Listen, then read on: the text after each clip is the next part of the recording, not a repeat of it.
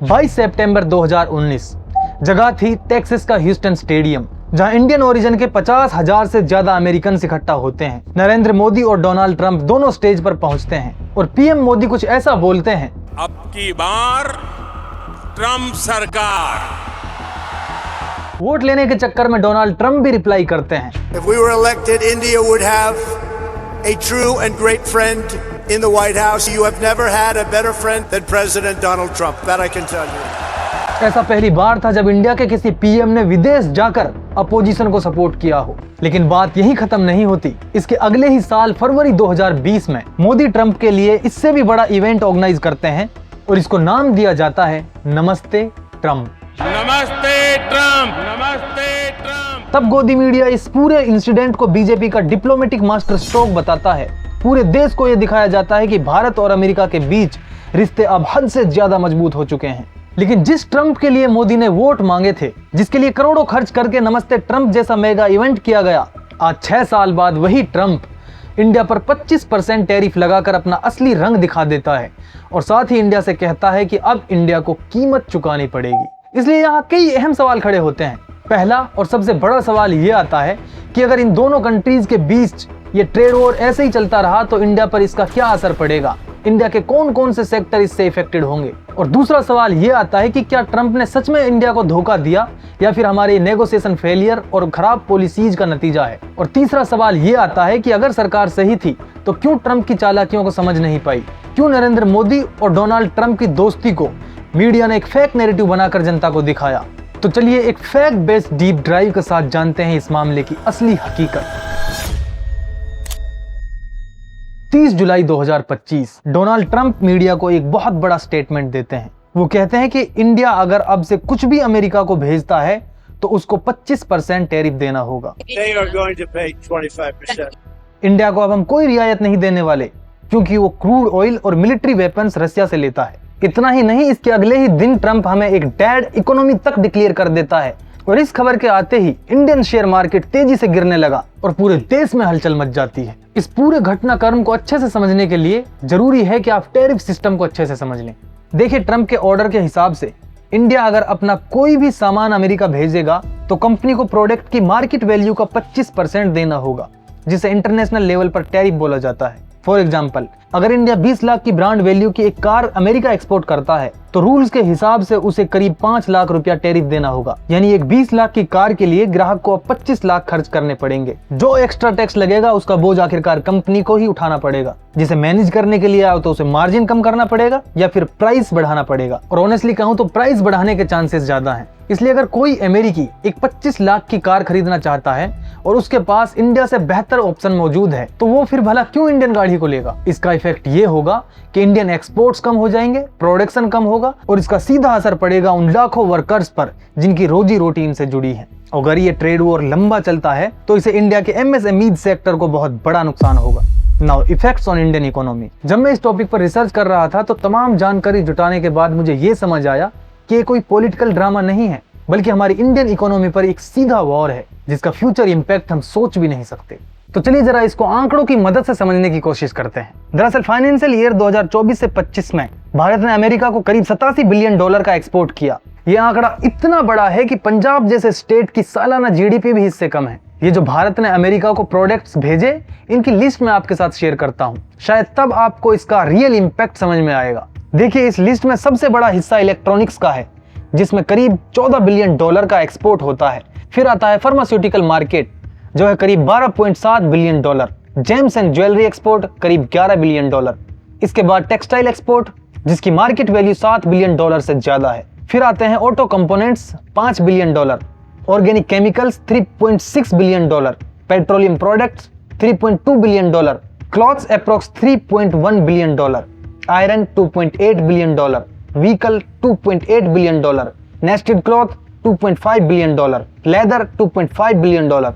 भारत के US export में इन 12 sectors का कंट्रीब्यूशन करीब 80% है और इसमें भी 40% सिर्फ एमएसएमई सेक्टर से तैयार हो रहा है। CII की एक रिपोर्ट बताती है कि अगर ट्रंप ने ये टैरिफ फुल स्केल में लागू कर दिया तो एक ही झटके में 2 लाख से ज्यादा नौकरियां खतरे में पड़ जाएंगी। और इनडायरेक्टली भी transport, warehousing and packaging जैसे सेक्टर में ले ऑफ्स दिखेगा। अब आप जरा सोच कर देखिए, जहां गवर्नमेंट हमको पहले ही जॉब्स नहीं दे पा रही, एग्जाम्स में फर्जीवाड़े चल रहे हैं, हाल ही में सीएससी स्टूडेंट्स और टीचर्स को रोड पर घसीट कर बुरी तरह से पीटा जा रहा है, वहां अगर एमएसएमई सेक्टर में भी ले ऑफ्स हो गए तो देश का क्या हाल होगा। और इससे भी ज्यादा शर्म की बात यह है कि मीडिया अभी भी सच्चाई छुपा रही है, जहां उसे बताना चाहिए कि देश के सामने कितना बड़ा इकोनॉमिकल चैलेंज आ सकता है, वो अब भी सरकार को डिफेंड कर रही है। उनके हिसाब से तो अमेरिका ने टैरिफ लगाकर खुद अपने पैर पर कुल्हाड़ी मार ली है। ये तो वही वाली बात हो गई कि किसी के घर में आग लग गई और कोई सामने से आके बोले कि ये तो आपके लिए अच्छी बात है, इससे आपका घर गर्म रहेगा। भारत के ऊपर ये आपदा नहीं है, बल्कि भारत के लिए आत्मनिर्भर बनने का बहुत बड़ा अवसर है। आज हम आपको बताएंगे कि कैसे टैरिफ की ये चुनौती आत्मनिर्भर भारत और मेक इन इंडिया के लिए एक वरदान साबित हो सकती है। इससे ये होगा कि कारोबार में अमेरिकी निर्भरता कम होगी। अमेरिका ही नहीं, भविष्य में कोई भी देश हमें आंख नहीं दिखा पाएगा। आज जब राष्ट्रपति ट्रंप ने भारत पर 25% का टैरिफ लगाया है, तब हमने अपने किसानों, व्यापारियों, अपने बाजार का हित देखकर देश को पहले रखा है। इससे बड़ी बात कोई और नहीं हो सकती। और अगर पाकिस्तान और भारत के बीच में ट्रंप साहब ने युद्ध रुकवाया था, वो भी ट्रेड के नाम पर, तो ट्रेड डील क्यों नहीं हुई है? कांग्रेस इस बात का जवाब दे, क्योंकि 29 बार 27 बार गिर रही है। इस बात का कांग्रेस को जवाब देना होगा। नरेंद्र मोदी जिन्होंने भारत को आज वो बना रखा है जिसका एक ही डायलॉग है, फ्लावर समझा क्या, फायर है। आज का अपना भारत फायर है बॉस। लेकिन गोदी मीडिया के फैक्ट नैरेटिव से इतर जब आप इस पूरे मामले को गहराई से देखेंगे, तब आपको समझ आएगा कि इसमें असली नुकसान इंडिया का ही है। टैरिफ बढ़ने से भले ही अमेरिका को 3 से 4 बिलियन डॉलर का इंपोर्ट कॉस्ट झेलना पड़े, लेकिन वहां वॉलमार्ट, मैसीज और टारगेट जैसे रिटेलर्स इस कॉस्ट को आसानी से एब्जॉर्ब कर सकते हैं, क्योंकि ये ऑलरेडी वियतनाम, बांग्लादेश, मैक्सिको जैसे लो प्राइसिंग देशों से सोर्सिंग करती हैं। इसलिए सप्लायर बदलना और मार्जिन कम करना इनके लिए इतना मुश्किल नहीं होगा। लेकिन दूसरी तरफ भारत, जिनके पास ऑप्शंस ही नहीं है, उनका क्या होगा? असली प्रॉब्लम यही होगी। हालांकि फार्मा सेक्टर में यूएस की डिपेंडेंसीज हम पर थोड़ी ज्यादा हैं, लेकिन यहाँ भी अमेरिका चाइना जैसे ऑल्टरनेटिव्स के साथ एडजस्ट कर सकता है। और अगर फार्मा एक्सपोर्ट भी कम हो गया तो भारत की फार्मा इंडस्ट्री को भी तगड़ा झटका लग सकता है। यानी ये अमेरिका के लिए कुछ डेसिमल्स की सीपीआई बढ़ोतरी है, लेकिन इंडिया के लिए ये उनके अरबों डॉलर की कमाई पर सीधा वार होगा। आज जब भारत खुद को एक मैन्युफैक्चरिंग हब बनाने की बात कर रहा है और एक्सपोर्ट को ग्रोथ का एक बड़ा जरिया मान रहा है, तो ऐसे में अमेरिका जैसा बड़ा मार्केट खो देना सिर्फ पैसे का नुकसान नहीं, बल्कि हमारी फॉरेन पॉलिसीज पर भी एक बड़ा सवाल खड़ा होता है। क्योंकि ये एक ट्रेड वॉर ना होकर के एक रियलिटी चेक बन चुका है, जो बता रहा है कि दुनिया इंडिया को किस नजरिए से देख रही है। और अगर रिश्ते वाकई इतने मजबूत थे, तो फिर क्यों इस तरह से हमारी इंडियन इकोनॉमी पर अटैक्स हो रहे हैं? क्यों हमारी इकोनॉमी को डेड कहा जा रहा है? इसका मतलब ये हुआ है या तो ट्रंप ने भारत को धोखा दिया है, या फिर कोई डील फाइनल हुई नहीं थी। गोयल साहब के हिसाब से तो ट्रंप ने पीठ में खंजर घोंपा है। वही ट्रंप जिसे 2019 के बाद से नरेंद्र मोदी का लंगोटिया यार बताया जा रहा था, उनकी हर एक मुलाकात को ऐसे दिखाया जा रहा था जैसे भरत मिलाप हो। इतना ही नहीं, अंधभक्तों के अंदर जोश इस कदर उमड़ा था कि उन्होंने ट्रंप देवता की आरती तक उतारना शुरू कर दिया था। लेकिन टैरिफ लगते ही वक्त का पहिया ऐसा घूमा, जो भक्त ट्रंप के पैर धो रहे थे आज वही उन्हें गालियां दे रहे हैं, और जो मीडिया ट्रंप के साथ भारत को विश्व गुरु बनाने के सपने बुन रहा था, वही अब इंडिया का सबसे बड़ा दुश्मन बताने लगा। और ये सब देखकर तो सरकार भी सदमे में पहुंच गई है। ना वो विपक्ष की बातों का जवाब दे पा रही है, ना जनता के सवालों का। और इन सब के बीच ट्रंप के 2 बयान दुनिया भर में वायरल हो रहे हैं। पहले में वो माइक पकड़कर ऐलान करते हैं कि हम पाकिस्तान के ऑयल और गैस रिजर्व को पाकिस्तान के लिए एक्सप्लोर करेंगे, जिससे पाकिस्तान उस स्थिति में आ जाएगा जिससे एक दिन भारत भी उससे क्रूड ऑयल खरीदेगा। Who knows? Maybe they'll be selling oil to India someday. तो जरा सोच कर देखिए, जो शख्स कल तक पाकिस्तान को टेररिज्म का स्पॉन्सर कह रहा था, वो आज पाकिस्तान को तेल की टंकी बनाने की बात कर रहा है। और ट्रंप का दूसरा बयान तो पहले से ही ज्यादा सनसनीखेज है, जिसमें संघी ट्रंप रूस पर परमाणु हमले करने की धमकी दे रहा है। और वो ये सब इस अंदाज में बोल रहा है कि मानो बात न्यूक्लियर अटैक की नहीं, बल्कि एक होली की पिचकारी की हो रही है। और जो रसिया है वो उसके गली मोहल्ले का कोई लड़का है, जिसे अगर पिचकारी मारी तो बदला पूरा नहीं होगा।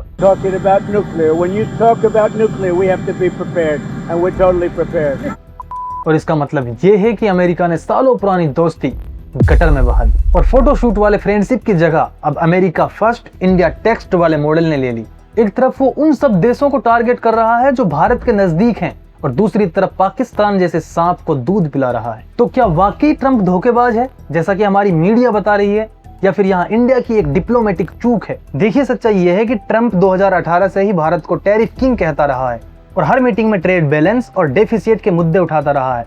और यहाँ सिर्फ ट्रंप की बात ही नहीं है, बल्कि खुद यूएसटीआर ने भी 2023 की रिपोर्ट में भारत के ट्रेड रूल्स को कॉम्प्लिकेटेड बताया था, यानी कि संकेत पहले से ही मिल रहे थे।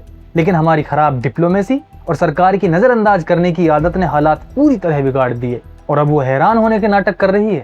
और अब जब पूरी दुनिया हम पर दबाव डाल रही है, तब समझ में आया है कि हमारी सरकार डिप्लोमेसी के नाम पर सिर्फ ढिंडोरा पीट रही थी। एक्चुअल में ग्राउंड पर तो कोई काम ही नहीं हुआ है। अब बात कर लेते हैं फॉरेन पॉलिसीज फेलियर की। जब मोदी और ट्रंप की दोस्ती न्यूज हेडलाइंस में छपी हुई थी, जब मंचों से अब की बार ट्रंप सरकार के नारे लगाए जा रहे थे, अब की बार ट्रंप सरकार, तभी पर्दे के पीछे हमारी फॉरेन ट्रेड पॉलिसीज में लगातार चूक हो रही थी। सरकार शायद ये भूल गई कि असली विदेश नीति मंचों पर हैंडशेक करने से नहीं, जबरदस्ती गले मिलने से नहीं, बल्कि ग्लोबल तनाव के समय लिए गए फैसलों से तय होती है। और अब जब सच में रसिया यूक्रेन के वॉर से दुनिया का माहौल बदला, दुनिया भर में सैंक्शंस लगने शुरू हुए, तो भारत ने रूस से सस्ता तेल उठाने में एक पल की भी देरी नहीं की थी। हमारे इस फैसले को लेकर अमेरिका ने खुलकर कुछ नहीं कहा, बल्कि धीरे धीरे इंडिया को घेरने की तैयारी शुरू कर दी। जहां जरूरत थी कि हमारे काले चश्मे और चमकती आंखों वाले फॉरेन मिनिस्टर स्टाइल मारने से ज्यादा सूझबूझ और डिप्लोमेसी दिखाएं और बातचीत करके चीजों को न्यूट्रल करें, लेकिन जो हुआ वो इसके ठीक अपोजिट था। असल में हमने पब्लिक स्टेटमेंट और हेडलाइन को चमकाने में ज्यादा तवज्जो दी। हमारी गवर्नमेंट ने यह दिखाया कि हमारी मर्जी, हम जिससे चाहें जो खरीदें, लेकिन नतीजा ये हुआ कि फॉरेन पॉलिसीज के टेस्ट में सरकार पूरी तरह फेल हो गई। कोई सॉलिड स्ट्रेटजी नहीं बन पाई और देखते ही देखते दोस्ती की ये फसल मुरझा गई। गवर्नमेंट का दूसरा बड़ा फेलियर नेगोशिएशन टेबल पर हुआ। अमेरिका बार बार डिमांड करता रहा कि भारत लग्जरी कार्स और हार्ले डेविडसन जैसी बाइकों पर इंपोर्ट ड्यूटीज को कम करे। गवर्नमेंट अगर चाहती तो यहाँ पर अपनी फ्रेंडशिप को लेवरेज कर सकती थी, लेकिन असल में इनके पास कोई अपना सॉलिड नेगोशिएशन प्लान था ही नहीं। वो सिर्फ मेक इन इंडिया का डंका बजाते रहे और यूएस डिमांड्स को रिजेक्ट करते रहे। और इसका रिजल्ट ये निकला कि साल 2019 में अमेरिका ने भारत को जीएसपी सिस्टम से बाहर कर दिया, जिसकी वजह से हमें फ्री ड्यूटी फ्री एक्सेस मिल रहा था और इसका सीधा नुकसान हुआ हमारे एक्सपोर्टर्स को। लेकिन सरकार ने इसकी जिम्मेदारी लेना तो दूर, इस पर बात करना भी जरूरी नहीं समझा। गवर्नमेंट्स अमेरिका के साथ रही पुरानी दोस्ती को लॉन्ग टर्म बेनिफिट्स तक नहीं ला सकी और एक बार फिर हम नेशनल इंटरेस्ट और डील मेकिंग में पिछड़ गए। मीडिया ने तो मोदी और ट्रंप की दोस्ती को सदी की सबसे बड़ी फ्रेंडशिप का टैग दे दिया था। तब लगा था कि अमेरिका हमें सपोर्ट करेगा, लेकिन ट्रंप की हालिया धमकियों से अंदाजा लगाया जा सकता है कि अमेरिका भारत के साथ कैसा फ्यूचर देखता है। वो हमेशा से अपनी टर्म्स पर हमारे साथ गेम खेलता रहा। याद करिए जब 2020 में ट्रंप ने इंडिया को हड़काते हुए हमसे हाइड्रोक्लोरोक्विन मांगी थी। कहा या तो एंटी मलेरियल ड्रग दो वरना देख लेना। दोस्ती का बहाना देकर हमें बार बार बेवकूफ बनाता रहा, लेकिन हमारी गवर्नमेंट यहाँ डिप्लोमेसी दिखाने के बजाय इमोशनल ऑप्टिक्स में उलझी रही। सच तो यह है कि दोस्ती सिर्फ कमरे की थी और फॉरेन पॉलिसी सिर्फ नाम की, जिसे मीडिया ने पिछले 11 सालों में इवेंट बनाकर रखा हुआ था। क्योंकि अगर असलियत देखें तो आंखों पर काला चश्मा पहनकर आंखों से रेड लाइट निकालने वाले जयशंकर अपनी पॉलिसीज में पूरी तरह से फेल हो चुके हैं और जिस फॉरेन पॉलिसी और डिप्लोमेसी का डंका नोएडा में बैठे चमचे बजा रहे थे, उसकी असलियत अब जनता के सामने आ चुकी है और ये अब भी जनता को गुमराह करने से बाज नहीं आ रहे। वो तो ये बताने को तैयार ही नहीं कि एक फ्रेंडशिप फेलियर की सजा इंडिया के एक आम नागरिक को मिलने वाली है, जिसका पूरा दोष भारत सरकार को जाता है। तो इस सब पर आपका क्या कहना है, आप कमेंट करके बता सकते हैं। वीडियो अच्छी लगी हो तो लाइक शेयर करना। ऐसी और वीडियोज के लिए हमारे चैनल को सब्सक्राइब कर लीजिएगा। मिलते हैं अगले वीडियो में। Thank you.